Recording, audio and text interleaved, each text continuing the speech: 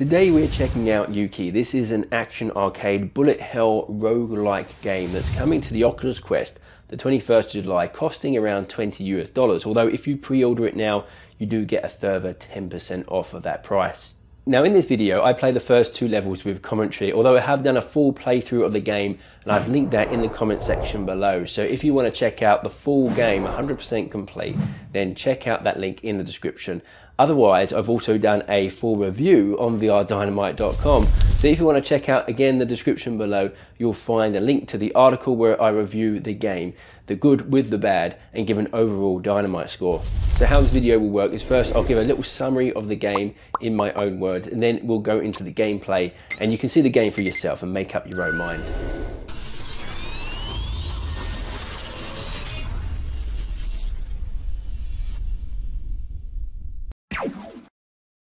So YUKI is a roguelike game, which is a game where you die often and you have to restart right at the beginning. There's no save points, but with each playthrough your character gets a bit stronger, so that next time you play you're supposed to be able to get a bit further until eventually you complete the whole game.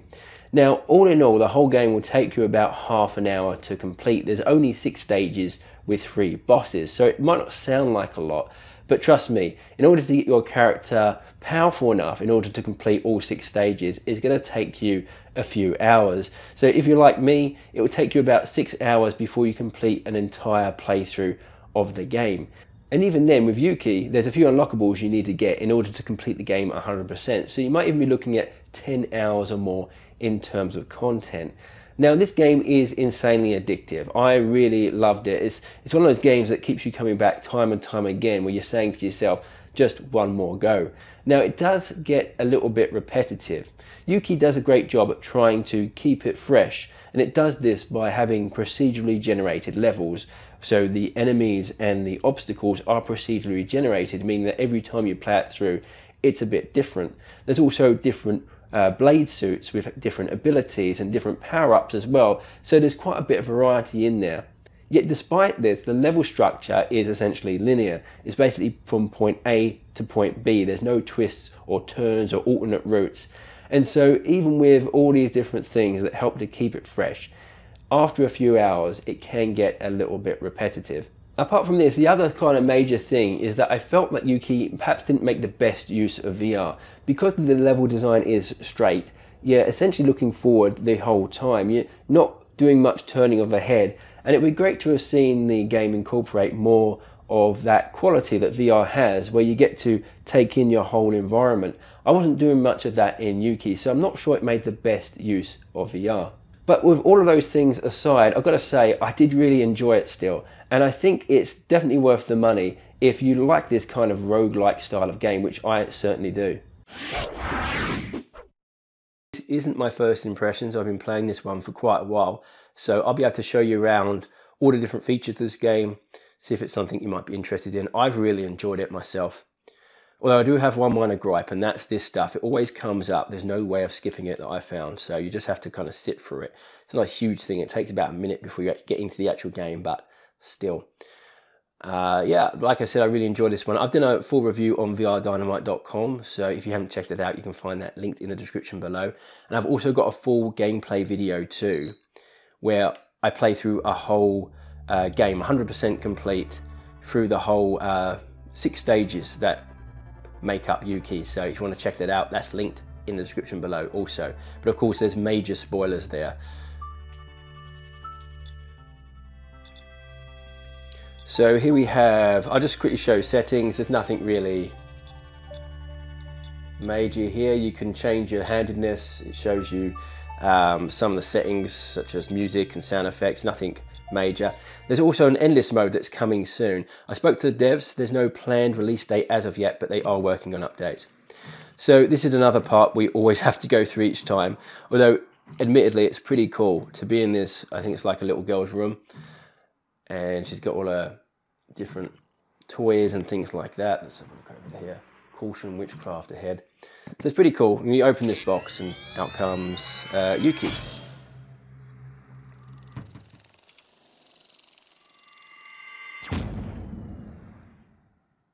So to start, I'll just grab YUKI like that. Then we go into the main menu and we can actually get into things. Okay, so I'll show you some of the features before we jump into a game. So here's my creative drive. That's basically points that I've earned during the game.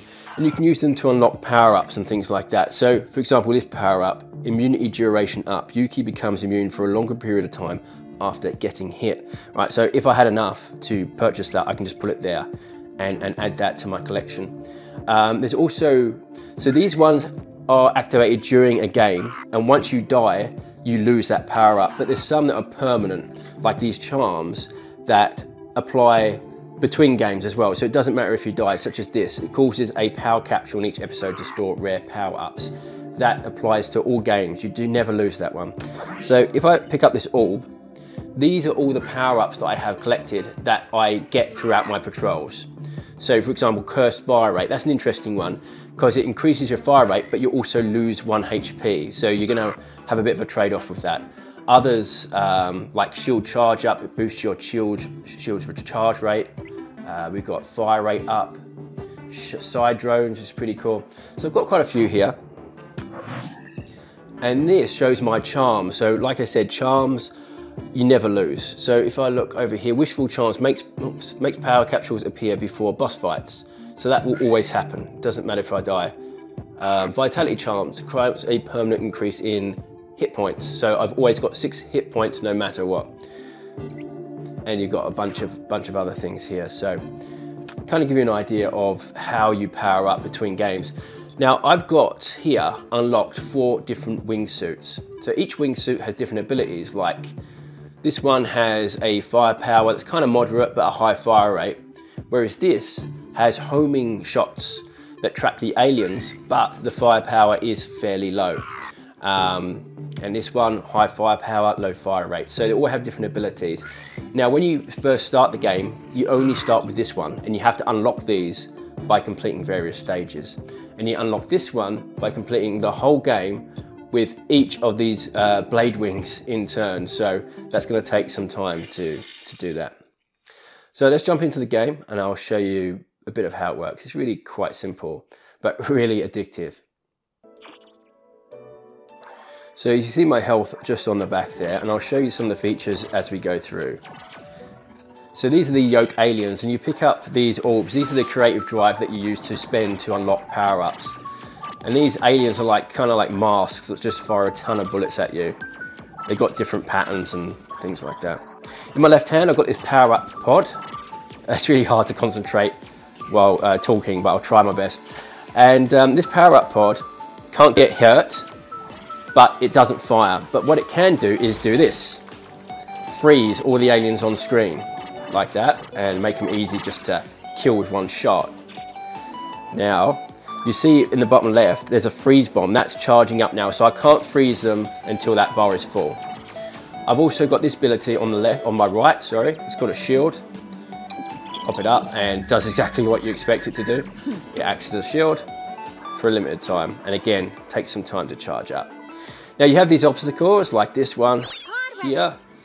You have to just weave through like that. The more you can move, the better. It's all about movement. Now these are power-ups. Let's do increase Cursed Fire Rate. So I've got 1 less health, but I should fire a lot quicker than I did before. There we go. You can see it's a lot faster now. Fire rate's usually a good one to invest in. The quicker you can kill the enemies, the better, because otherwise they'll just spam you with bullets, and before you know it, the screen is filled with bullets and you just can't escape, and you get smashed. Let's have a look. Side drones. Let's take some side drones here. So now I've got side drones added. Whoops. Let's try and avoid. Wait. So you can see this is just the first stage. It gets pretty intense. In terms of it, that's why they call it a bullet hell game, I guess. There's just a ton of bullets. Now, this is the first stage. We're coming to the end of it now. I'll show you the second stage and the second stage boss, and then we'll leave it there. But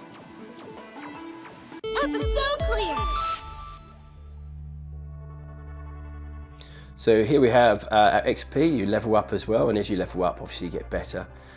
I like this end of stage music too. Sometimes I just stand here and listen to it for a bit.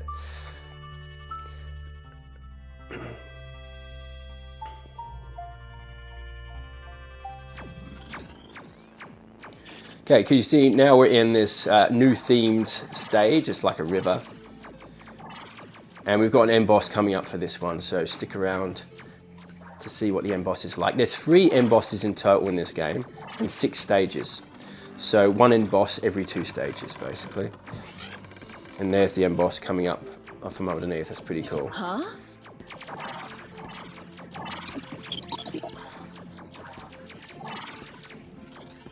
So these are health. The green white orbs are health. They occasionally drop, although mostly you get these creative drive orbs that you can pick up. I usually like picking these up with the pod because the pod can't get harmed. So, whereas if I pick them up with Yuki, then possibly she's going to get hit by a bullet. So it's always a good strategy to do that.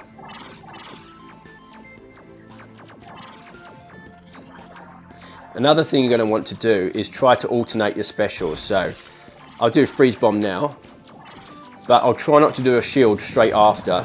I'll wait till the freeze bomb has sort of filled up a little bit before I do a shield. So you can kind of alternate them, because if you get stuck without specials,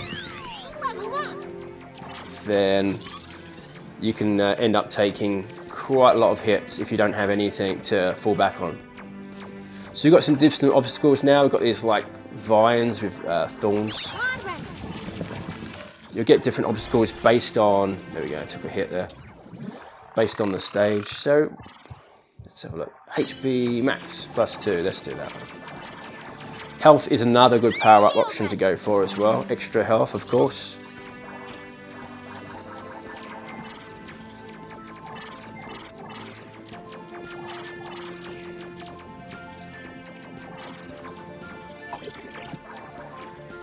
If you do maneuvers where you just avoid bullets very closely, you gain more XP. So if you just let them skim you like that, it's a dangerous game to play, but it also earns you extra XP as well. Get some more side drones as well. There we go. Increase my firepower. Okay, let's chuck up my shield. It's getting a bit dicey.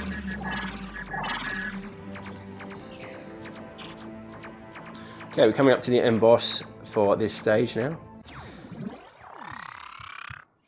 That's missile drone. Let's grab that as well, so you can see that. So the end boss is kind of like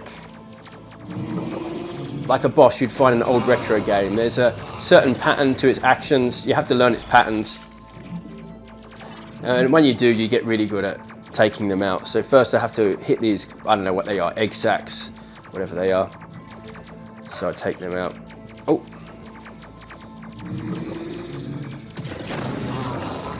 Okay, we've got one more, just weave in there. There we go.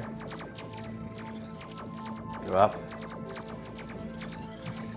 So usually what I do is I do a freeze bomb on these aliens.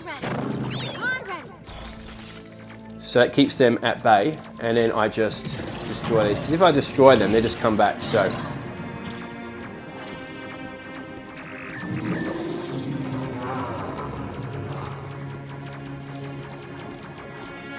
we've got the health down there, you can see, taking it down pretty fast.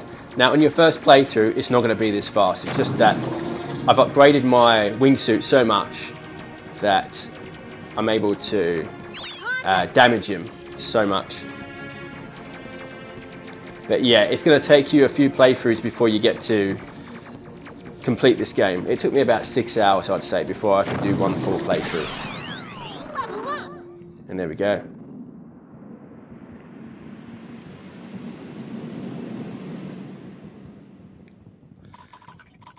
Get a ton of creative drive and a bit of health as well. Yeah. And that's how it works. That's pretty much Yuki. I'm going to keep playing till I've unlocked this one. I do enjoy it. It does get a bit repetitive after you play for a few hours trying to complete the same stages, but there are procedurally generated enemies and obstacles, so it does help it from getting too stale after too many playthroughs. So what do you think of Yuki? Let me know in the comment section below. I found this to be a very addictive game. I think it's safe to say that I really enjoyed it. I did get a free review copy, but if I didn't, I think it might be one I might even purchase for myself, just because I had a lot of fun with it. Now, it's not the perfect game, and I think it could make better use of VR. Plus, like I said, it can get a little bit repetitive after a while, but for the time I spent with it, I really enjoyed it, and I can see myself coming back to it time and time again until I've completed the whole game with all blade wings unlocked.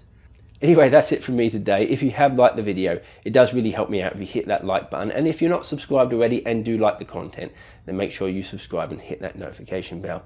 Thanks for watching, as always, and I'll see you in the next video.